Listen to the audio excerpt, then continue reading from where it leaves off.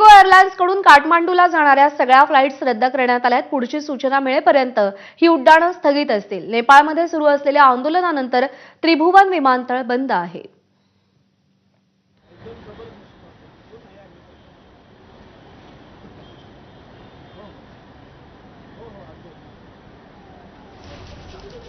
तर इंडिगोची काठमांडूला जाणारी सगळी उड्डाणं रद्द करण्यात आलेली आहेत। पुढील सूचना मिळेपर्यंत ही उड्डाणं स्थगित असतील। नेपाळमध्ये सुरू असलेल्या आंदोलनानंतर त्रिभुवन विमानतळ हे देखील बंद आहे। विमान सेवेवर या आंदोलनाचा मोठा परिणाम होताना आपल्याला दिसतोय। गेल्या 2 दिवसांपासून नेपाळ आणि काठमांडू धुमसतंय। दरम्यान पशुपतीनाथाच्या दर्शनासाठी जाणाऱ्या भक्तांची नेपाळ यात्रा रद्द करण्यात आली आहे। मध्य प्रदेशहून 60 भारतीय हे नेपाळला जात होते, मात्र हे भारतीय यूपीच्या इंडो-नेपाळ सीमेवरून परतले। नेपाळमधली स्थिती चिंताजनक असल्यानं भारतीयांनी ही यात्रा रद्द केली आहे। वहाँ का माहौल खराब है, बाउंड्री बंद है, वहाँ जाने नहीं दे रहे हैं, एयरपोर्ट बंद हो गया है, इसलिए हम सकुशल वापस आ गए। दर्शन नहीं हो पाया बाबा के। खराब लग रहा है। माहौल बहुत खराब है, इसलिए हम दर्शन नहीं कर पाए। हमारा जो गाइड था उसने मना कर दिया कि रिस्क नहीं लेंगे। हम काठमांडू जा रहे थे पशुपतिनाथ के दर्शन करने, पर फ्लाइट कैंसिल होने के कारण नहीं कर पाए।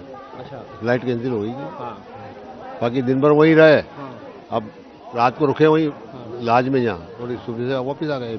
बहुत दिनों से कर रहे थे सर प्लान तो, पर नहीं हो पाया। भगवान की मर्जी नहीं होगी इसलिए नहीं हो पाए दर्शन। अब लौट के जा रहे हैं।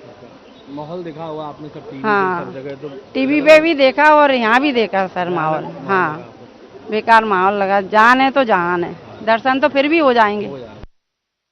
भारताचा शेजारी देश नेपाळ हा अराजकतेचा बळी ठरलाय। सोशल मीडिया ॲप्सवरच्या बंदीनंतर सुरू झालेल्या आंदोलनामुळे अखेर पंतप्रधान के.पी. शर्मा ओली यांच्यासह संपूर्ण मंत्रिमंडळाला राजीनामा द्यावा लागला।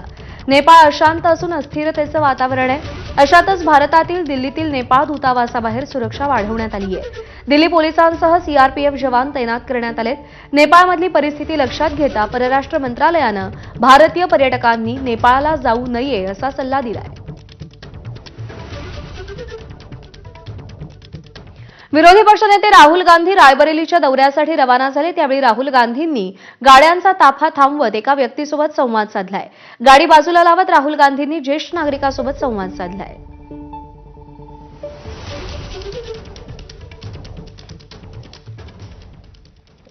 बातमी नंदुरबारमधून आहे। नंदुरबार शहराला पाणी पुरवठा करणाऱ्या वीरचक्र धरणामध्ये 90% पाणीसाठा झाल्यानं शहरवासियांना पिण्याच्या